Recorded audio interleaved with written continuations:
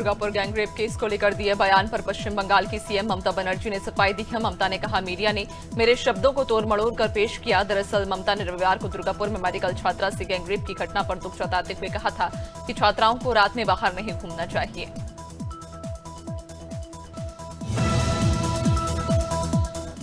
Railway ने दिवाली और छठ पूजा पर घर जाने वाले यात्रियों को तोहफा दिया। यात्रियों को अब IRCTC पर टिकट बुक करवाते समय कुछ रिग्रेट का स्टेटस नहीं दिखेगा। रेलवे ने करीब 30 लाख बर्थ बढ़ा दी है।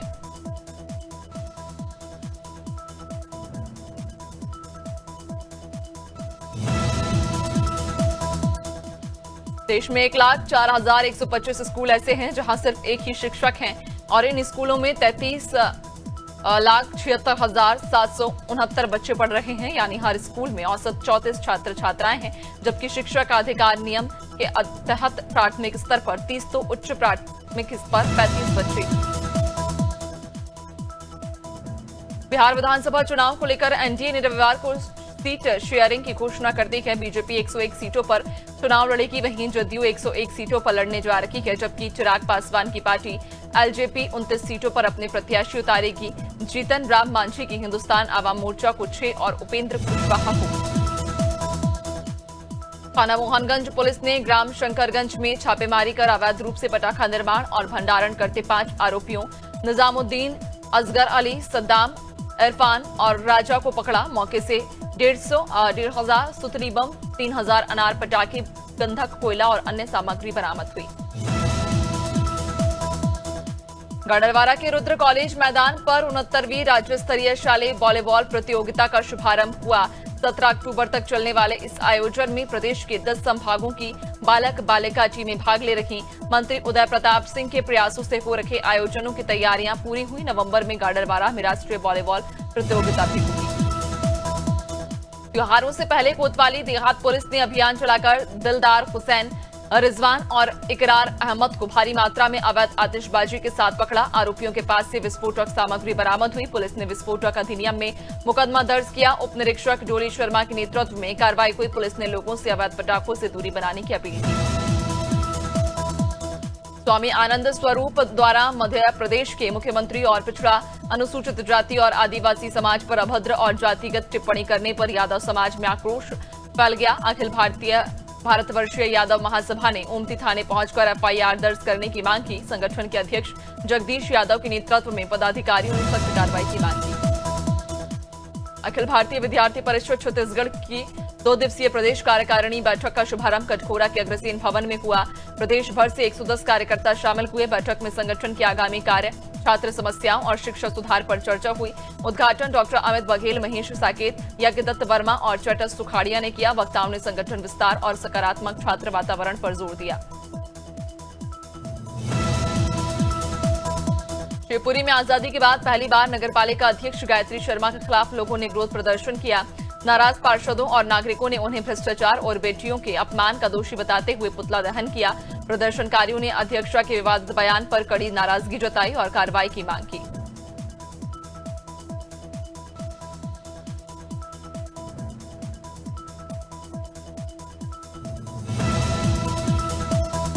उन्नाव के माखी थाना क्षेत्र के उदयखेड़ा बाउनामऊ गांव में खेत से लौट रहे 59 वर्षीय चौकीदार छोटेलाल की ट्रैक्टर की टक्कर से मौत हो गई। हादसे के बाद चालक फरार हो गया। छोटेलाल की मौके पर की जान चली गई। परिवार में चीख पुकार मच गई। पुलिस ने शव को पोस्टमार्टम के लिए भेजकर जांच शुरू की है।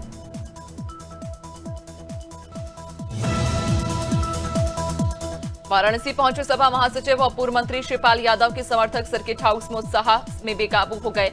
दरवाजे का शीशा तोड़ने और सरकारी सामान क्षतिग्रस्त करने की घटना हुई। मीडिया से बातचीत में शिवपाल ने बीजेपी पर भाईचारा तोड़ने, भ्रष्टाचार और तुष्टीकरण की राजनीति का आरोप लगाया। कहा, आजम खान की वापसी से सपा मजबूत होगी और तेजस्वी यादव बिहार में सरकार बनाएंगे। राधाकुंड में 13 अक्टूबर को लगने वाले अहोई अष्टमी मेले को लेकर जिला अधिकारी चंद्र प्रकाश सिंह और एसएसपी श्लोक कुमार ने समीक्षा बैठक की। सभी अधिकारियों कर्मचारियों को ड्यूटी सौंपी गई। प्रशासन ने जोन, सुपर जोन और ब्लॉक स्तर पर व्यवस्थाएं तय की। 3 से 4 लाख श्रद्धालुओं के आने की उम्मीद है। रायसेन में वाल्मीकि जयंती पर वार्ड नंबर 6 में शोभा यात्रा निकाली गई। यात्रा में बड़ी संख्या में श्रद्धालु शामिल रखे। डीजे अखाड़े और गाजे बाजे के साथ यात्रा निकाली। मार्ग में फूल मालाओं से स्वागत किया गया। यात्रा तिपट्टा बाजार, महामाया चौक होते हुए हनुमान मंदिर पहुंचकर संपन्न हुई। नगर में भक्तिमय माहौल छाया रहा। रायबरेली के हरचंदपुर थाना क्षेत्र में चलती ट्रक में आग लग गई। लखनऊ प्रयागराज हाईवे के डिडौली गांव के पास हादसा हुआ। ट्रक के कैबिन में अचानक आग भड़की। ड्राइवर ने कूदकर जान बचाई। फायर ब्रिगेड ने पहुंचकर मशक्कत के बाद आग पर काबू पाया। ट्रक प्रयागराज से लखनऊ जा रहा था। आग लगने का कारण पुलिस जांच में जुटी हुई है। सिवनी जिले के शासकीय महाविद्यालय केवलारी में पुलिस भर्ती परीक्षा की तैयारी के लिए विशेष कार्यक्रम चल रहा है। 24 सितंबर को एसटीओपी आशीष भराड़े की मौजूदगी में सेमिनार और मॉक टेस्ट हुआ। 150 प्रतिभागियों ने हिस्सा लिया। 27 सितंबर से निःशुल्क कोचिंग क्लासें भी शुरू हुई। 100 से अधिक अभ्यर्थी लाभ ले रहे हैं। ये पहल युवाओं को प्रतियोगी परीक्षा के लिए तैयार करने की दिशा में। सुल्तानपुर में पूर्व सपा विधायक अनूप संडा ने 4 दिवसीय समाजवादी पीटीआई जनजागरण और सम्मान पदयात्रा की शुरुआत की। यात्रा सुल्तानपुर विधानसभा के दुबेपुर ब्लॉक से शुरू होकर 125 बूथों तक पहुंचेगी। उन्होंने भाजपा सरकार पर पीटीआई वर्ग के साथ भेदभाव और अन्याय के आरोप लगाए। अनूप संडा ने कहा, जनता को अपने मत और मतदाता सूची के प्रति जागरूक होना चाहिए। बलिया के गढ़वार थाना क्षेत्र में त्रकालपुर निवासी मृतक एजाजुल एक हत्याकांड के आरोपियों को पकड़ने के दौरान पुलिस और बदमाशों के बीच रामपुर असली मोड़ पर रात करीब 1:30 बजे मुठभेड़ हुई। पुलिस ने आत्मरक्षार्थ गोली चलाई, जिसमें 2 इनामी आरोपियों के पैर में गोली लगी। तीसरा आरोपी अंधेरे का फायदा उठाकर भागने में सफल रहा।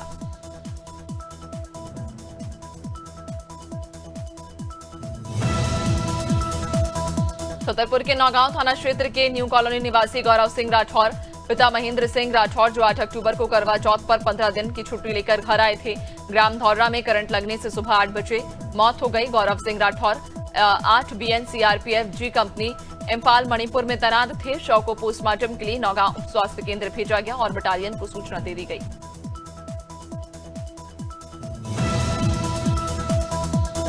दमोह जिले के पटेरा ब्लॉक में सतरिया गांव में शराबबंदी उल्लंघन के मामले में 19 वर्षीय युवक अनुज पांडे के साथ दबंगों ने बर्ताव किया। गांव वालों ने उसे सार्वजनिक रूप से पैर धुलवाए और वहीं पानी पीने के लिए मजबूर किया। युवक पर अवैध शराब बिक्री का आरोप था। घटना का वीडियो सोशल मीडिया पर वायरल हो गया। इसके साथ ही युवक पर 5100 रुपए का जुर्माना भी लगाया गया। खुरिया जनपद पंचायत में गौधाम योजना समिति की प्रथम बैठक हुई, जिसमें संजय कुमार सिन्हा, विजय कोठरी, होरीलाल साहू, आकांक्षा साहू और पशु विभाग के अधिकारी मौजूद रहे। बैठक में बताया गया कि छत्तीसगढ़ गौ सेवा आयोग निगम 2025 के तहत जिले में प्रस्तावित गौधाम पंजीकृत गौशालाओं से अलग होंगे। प्रथम चरण में खुरिया विकासखंड की बुरहानपुर के राजघाट रोड स्थित अग्रवाल भवन के पास महाजनपेट निवासी योगेश शराब के नशे में धुत पड़ा था। शुक्रवार दोपहर से ही वह बेहोश था और शनिवार दोपहर उसकी तबीयत अचानक बिगड़ गई। मौके पर मौजूद लोगों ने एम्बुलेंस को सूचना दी, लेकिन घंटों इंतजार के बाद भी मदद नहीं मिली। देर शाम योगेश ने दम तोड़ दिया। बदायूं में उगेती थाना क्षेत्र के रघुनाथपुर गांव में एक महिला को उसका पति सड़क पर बुरी तरह पीटकर गंभीर रूप से घायल कर रहा था। घायल महिला को सड़क किनारे तड़पते देख राहगीरों ने पुलिस को सूचना दी। पुलिस मौके पर पहुंचकर घायल महिला को इलाज के लिए अस्पताल में उन्होंने भर्ती कराया। पुलिस मामले की जांच में जुटी हुई है और पति की तलाश की जा रही है। सूरत के उधना रेलवे स्टेशन पर दिवाली, छठ पूजा और बिहार चुनाव के चलते भारी भीड़ उमड़ी। उत्तर प्रदेश और बिहार से अपने गृहनगर जा रहे हजारों यात्रियों की वजह से प्लेटफॉर्म पर जगह तक नहीं बची थी। ट्रेनों में सीट पाने के लिए यात्री आपस में धक्का मुक्की कर रहे हैं, जिससे बच्चों और बुजुर्गों को परेशानी का सामना करना पड़ रहा है। उन्नाव के ग्राम बत्तूखेड़ा में 70 वर्षीय वृद्धा पर हुए हमले और लूटने मामले में पुलिस ने मुख्य आरोपी को मुठभेड़ के बाद गिरफ्तार किया। जांच में खुलासा हुआ कि वृद्धा के भतीजे ने चाची की संपत्ति हड़पने के लिए 5 लाख रुपए की सुपारी देकर हत्या की साजिश रची थी। पुलिस मामले की पूरी जांच में जुटी हुई है और आरोपियों के खिलाफ कार्रवाई कर रही है। बैरसिया में आरएसएस द्वारा परंपरागत पथ संचलन का आयोजन हुआ। ये नगर के विभिन्न मार्गों से होकर दशहरा मैदान में संपन्न हुआ। स्वयंसेवक गणवेश में अनुशासित कदम ताल कर राष्ट्रभक्ति और सामाजिक एकता का संदेश दे रखे थे। नगरवासियों ने जगह जगह पुष्प वर्षा कर स्वागत किया। समापन पर वरिष्ठ कार्यकर्ताओं ने राष्ट्र निर्माण में संघ की भूमिका। सिमरिया में विजयदशमी पर्व पर राष्ट्रीय स्वयंसेवक संघ का पथ संचलन निकाला गया। हाई सेकेंडरी प्रांगण से शुरू होकर नगर के विभिन्न मार्गों से होकर गुजरात संचलन स्वयंसेवक पूर्ण गणवेश में कदमताल करते नजर आए। जगह जगह पुष्प वर्षा कर नागरिकों ने स्वागत किया। आरएसएस इस विजयदशमी पर अपना शताब्दी वर्ष मना रहा है। सीहोर में गणेश मंदिर रोड स्थित धर्मेंद्र कुशवाहा नामक युवक ने फांसी लगाकर आत्महत्या कर ली। प्रारंभिक जानकारी के अनुसार करवा चौथ के दिन धर्मेंद्र की पत्नी अपने 2 बच्चों को लेकर किसी अन्य व्यक्ति के साथ चली गई थी। अचानक पत्नी और बच्चों के चले जाने से युवक सदमे में था। पुलिस ने मर्ग कायम कर जांच शुरू कर दी है।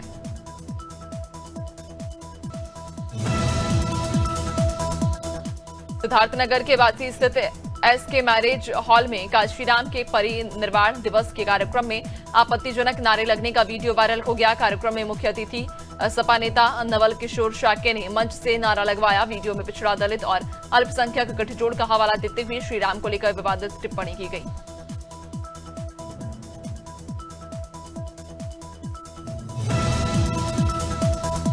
शिवनी के पेच टाइगर रिजर्व से एक वीडियो सामने आया। इसमें एक बाघिन जंगल में हिरण के बच्चे का शिकार करती दिखाई दे रही है। वह पहले उसका कान काटती है, फिर पैरों से दबाकर गिरा देती है। कुछ ही देर में उसके 2 से 3 शावक वहां पहुंचते हैं और मिलकर शिकार को खत्म कर देते हैं। वीडियो सोशल मीडिया पर तेजी से वायरल हो रहा है।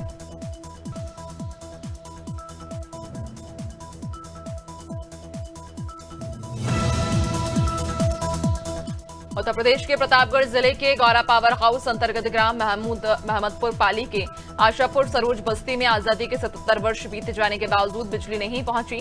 ग्रामीणों ने बताया कि नेता और विधायक कई बार आए लेकिन बिजली नहीं लगी। इसके बावजूद फर्जी बिल भेजे गए जिनके लिए ग्रामीणों को कार्यालय का चक्कर लगाना पड़ा। अभी तक गांव में बिजली की। नौगांव नगर पालिका में आत्मनिर्भर भारत संकल्प अभियान के तहत विधानसभा स्तरीय सम्मेलन का आयोजन किया गया। मुख्य अतिथि महाराजपुर विधायक कामाख्या प्रताप सिंह और टीका राजा ने कहा कि देश के नागरिकों को स्वदेशी अपनाकर विदेशी वस्तुओं का त्याग करना चाहिए। उन्होंने बताया कि जब हर व्यक्ति स्थानीय उत्पादों को प्राथमिकता देगा तभी भारत आत्मनिर्भर बन पाएगा। और प्रधानमंत्री की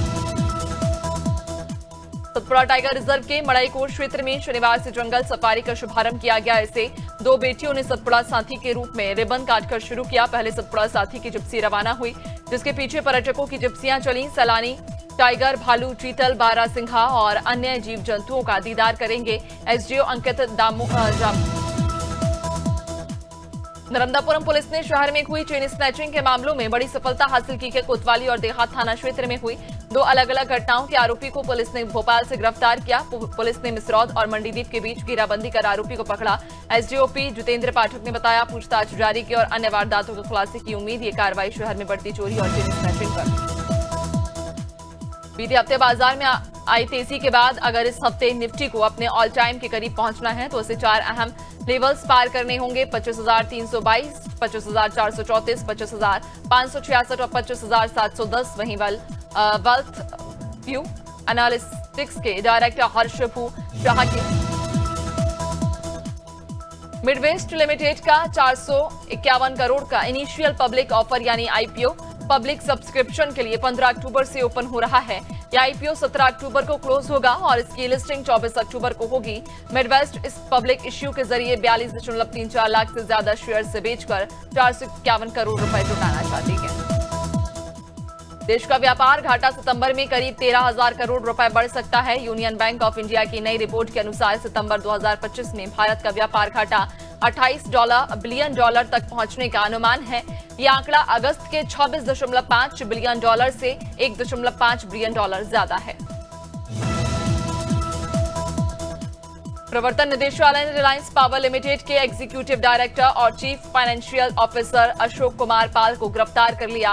पाल पर अनिल अंबानी के रिलायंस ग्रुप से जुड़े 68.2 करोड़ की फर्जी बैंक गारंटी और इनवॉइसिंग का आरोप है।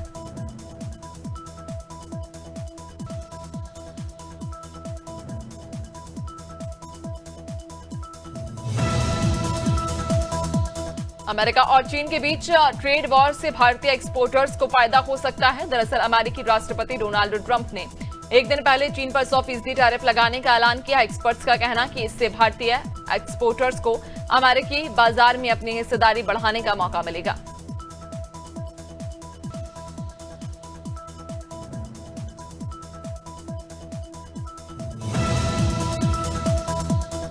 वुमेन्स वनडे वर्ल्ड कप में आज साउथ अफ्रीका का सामना बांग्लादेश से होगा। मैच विशाखापट्टनम के डॉक्टर वाईएस राजशेखर स्टेडियम में दोपहर 3 बजे से शुरू होगा।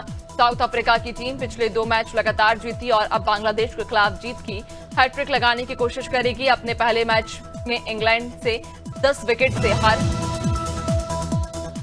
वुमेन्स वनडे इतिहास का सबसे बड़ा रन चेस करते हुए ऑस्ट्रेलिया ने भारत को 3 विकेट से हरा दिया।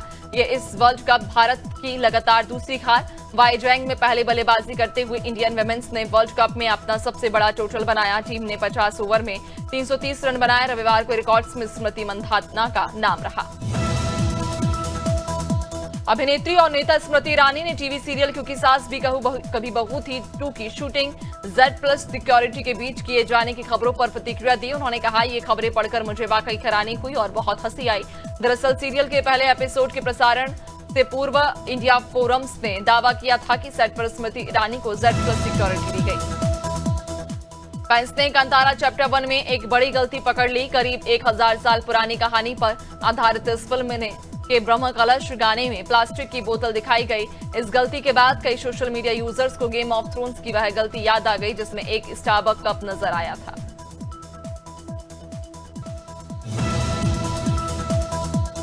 आमिर खान प्रोडक्शंस की फिल्म लापता लेडीज ने फिल्म फेयर अवार्ड्स 2025 में 13 श्रेणियों में पुरस्कार जीते। किरण राव द्वारा निर्देशित इस फिल्म ने सर्वश्रेष्ठ फिल्म निर्देशक, अभिनेत्री और सहायक भूमिकाओं सहित कई प्रमुख अवार्ड्स अपने नाम किए। करीब 4 से 5 करोड़ के बजट में बनी इस फिल्म ने 27.06 करोड़ की सुपर हिट कमाई की। हॉलीवुड की मशहूर और ऑस्कर विजेता अभिनेत्री डायने कीटन का 79 वर्ष की आयु में निधन हो गया। एनी हॉल और द गॉडफादर जैसी फिल्मों के लिए मशहूर कीटन के एक दोस्त के अनुसार उनकी तबीयत कुछ महीने से लगातार खराब चल रही थी और अचानक तबीयत बिगड़ने के कारण उन्होंने घर से बाहर निकलना बंद कर दिया था। साल 2025 में बॉक्स ऑफिस पर कई शानदार फिल्में रिलीज हुई। कुछ फिल्मों ने बम्पर कमाई की और सुपरहिट ब्लॉकबस्टर फिल्मों की सूची में शामिल हुई। इसमें से 4 फिल्में ऐसी रहीं जिन्होंने वर्ल्ड वाइड 500 करोड़ से अधिक की कमाई की है, जिनमें छावा, सैयारा, कुली, कांतारा चैप्टर 1 शामिल है। मध्य प्रदेश के पूर्वी हिस्से के जिले मंडला, बालाघाट, अनूपपुर और डिंडोरी में हल्की बारिश का अलर्ट। अगले 3 दिन तक यहां पर ऐसा ही मौसम बना रहेगा। भोपाल, इंदौर और उज्जैन की रातें ठंडी रह सकती हैं। इधर मौसम विभाग ने प्रदेश के बाकी हिस्सों में 2 से 3 दिन में मानसून के पूरी तरह से लौटने का अनुमान जताया है। छत्तीसगढ़ के दक्षिणी हिस्से यानी बस्तर संभाग में अगले 5 दिन तक हल्की से मध्यम बारिश की संभावना है। वहीं मध्य और उत्तरी हिस्से से मानसून वापसी की शुरुआत जल्द हो सकती है। इसके लिए परिस्थितियां अनुकूल हैं। वहीं पिछले दिन की तरह आज भी मौसम विभाग ने कोई विशेष अलर्ट जारी नहीं किया, यानी सब जगह मौसम सामान्य रहने की संभावना है। राजस्थान में शुरू हुई गुलाबी सर्दी का कल से असर थोड़ा कम होने लगेगा। उत्तर से आने वाली हवाएं कमजोर होने और पूर्वी हवाओं के एक्टिव होने से राज्य में दिन रात के तापमान में बढ़ोतरी होगी। दीपावली तक मौसम शुष्क रहेगा और आसमान साफ रहने से धूप की तपिश भी बढ़ने की संभावना है। मौसम विशेषज्ञों के मुताबिक उत्तर भारत में अगले 1 सप्ताह किसी भी तरह की वेदर एक्टिविटी नहीं होने से राजस्थान समेत पूरे उत्तर भारत में मौसम शुष्क रहने का अनुमान है। उत्तराखंड में आज कई जिलों में कोहरा छाया हुआ, जिसमें अल्मोड़ा, बागेश्वर और पिथौरागढ़ शामिल हैं। बाकी सभी जिलों में मौसम शुष्क बना है। सुबह और शाम की ठंड हो रखी। वहीं मैदानी इलाकों में चटक धूप। पिछले दिनों हुई बारिश से ठंड की शुरुआत राज्य में हो गई है। मैदानी इलाकों में सुबह और शाम के वक्त ठंडी हवाओं के चलने और उच्च हिमालयी क्षेत्रों में बर्फबारी होने से अच्छी खासी ठंड पड़ रही है।